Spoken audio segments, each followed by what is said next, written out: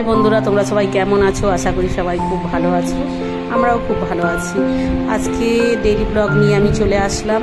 আজকে খুব ব্যস্ত আছি। সকালে ভোর ঘরের কাজটা সেরে বেরিয়ে পড়েছি রাস্তায়। গোপীনাথজি যাব, জানো আমার ডেইলি রুটিন গোপীনাথজির।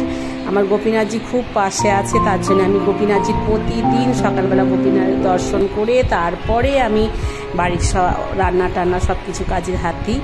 তো আজকে গোপীনাথজির কলস যাত্রা বেরোবে, তার জন্য আরও তাড়াতাড়ি চলে আসলাম। তোমাদেরকে দেখাবো এই কলস যাত্রা। তো আজকে আবার ভোট আছে, সন্ধেবেলা আবার বিয়ে বাড়ি আছে, তার জন্যে আজকে কি করছি না করছি সব কিছু তোমাদের সাথে শেয়ার করবো।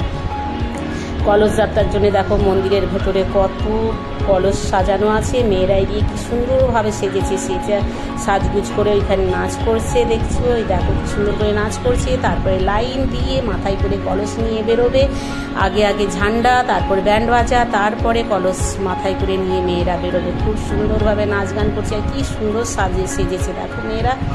তো এইবার দেখো লাইন দিয়ে সব কলস মাথায় করে নিয়ে মেয়েরা বেরোচ্ছে। এদের একটা কি নিয়ম কানুন আমরা জানি না। কলস যাত্রা আমাদের মধ্যে তো হয় না বাঙালিদের, এদের হয়। এই মন্দির থেকে অন্য একটা মন্দিরে যাবে কলস মাথায় করে নিয়ে। তো এইখান থেকে এরা রওনা দিচ্ছে লাইন দিয়ে। তো এরা চলে গেল। তারপরে আমি এবার গোপীনাথজির ভিতরে ঢুকে পড়লাম, গোপীনাথজির দর্শন করব।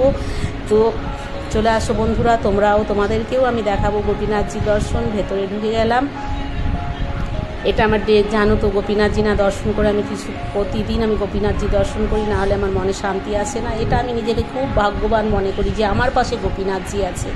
গোপীনাথজি দর্শনের জন্য কত দূর দূর থেকে লোক আসে, কিন্তু আমি একদম গোপীনাথজির পাশে আছি। প্রতিদিন গোপীনাথজির দর্শন করি। দেখো গোপীনাথজিকে সাদা পোশাক পরিয়েছে, কি সুন্দর লাগছে গোপীনাথজি সাদা পোশাকে।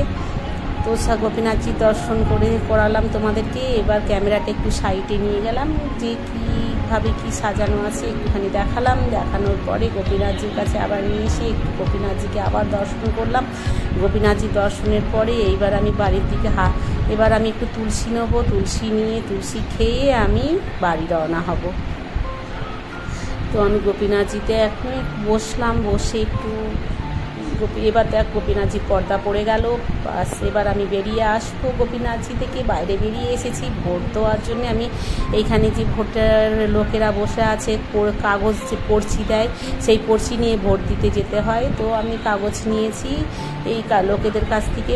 একটা ভোটের কাগজ দেয়, সেই কাগজটা নিয়ে আমি ভোট দিতে চলে গেলাম। সেখানে আমি তোমাদেরকে দেখাতে পারবো না, ক্যামেরা অ্যালাউ নেই, ফোন অ্যালাউ নেই, ওই জন্য আমি দেখাতে পারবো না। এই দেখো আমি ভোট দিয়েছি। ভোট দিয়ে এবার সারাদিন পর সন্ধ্যেবেলা আমি বিয়ে বাড়ির জন্য রওনা দিয়ে দিলাম। বিয়ে বাড়ি আমাদের বাড়ি থেকে কমসে কম 1 ঘন্টা গাড়িতে লাগবে, অনেকটা দূর। তো আমরা স্কুটি মোটরসাইকেল নিয়ে পুরো ফ্যামিলি বেরিয়ে পড়েছি এটা রাস্তায়।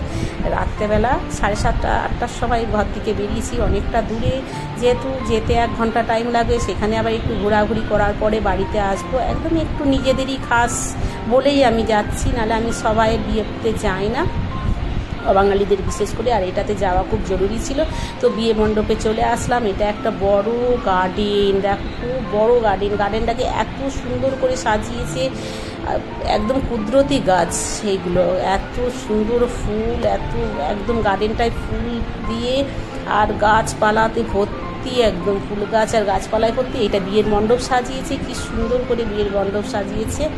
দেখো এখানে অনেক বিয়ে হয়, খুব বড় গার্ডেনটা, খুব সুন্দর। তো গার্ডেনটা আমি তোমাদের পুরোটাই ঘুরিয়ে দেখাচ্ছি, খুব ভালো লাগছে। এই পাশটা একটু অন্ধকার, কিন্তু লাইটগুলো একদম ঝিকঝাক, যেন জোনাকি পোকা জ্বলছে। এমন লাগছে যেন রাত্রেবেলা যে জোনাকি পোকা জ্বলে, ঠিক সেইরকম লাগছে, ঝিকঝিক ঝিকঝিক করছে। সত্যি খুব ভালো লাগছে।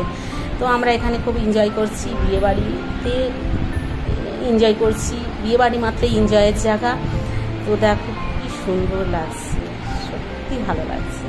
মনে একটা যেন আনন্দ হচ্ছে, যে নিজেদের কারো বিয়ে হলে খুব আনন্দ হয়, খুব ভালো লাগে। দেখো এখানে একটা স্টেজ করেছে, স্টেজে সবাই সেলফি নিচ্ছে, নাচা গানা করবে, সেলফি নিচ্ছে সব। তো আমরাও একটু সেলফি খিঁচলাম, সবাই করছে, আমরাও করলাম। তো পুরো গার্ডেনটাই তোমাদের ঘুরিয়ে দেখালাম।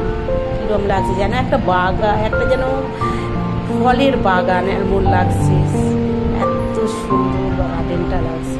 সত্যি বন্ধুরা, অবাঙালিরা যে এরকমভাবে গার্ডেনে বিয়ে, আমাদেরও বাঙালিদের মধ্যে এরকম গার্ডেনে বিয়ে হয়, তো আজকাল তো এটা ফ্যাশন হয়ে গেছে, বাড়িতে কেউ কোনো কাজ অনুষ্ঠান করতেই চায় না, সব গার্ডেনে করে, এটাও ভালো লাগে। এবার দেখো দুলহন বেঁকে নিয়ে তার ভাইরা উপরে ফুলের চাদর ঢাকা দিয়ে নিয়ে আসছে, অবাঙালিদের নিয়ম যেটা, তো সেইভাবে নিয়ে আসছে দুলহনকে চাদর ঢাকা দিয়ে উপরে দুলহনের ভাইরা।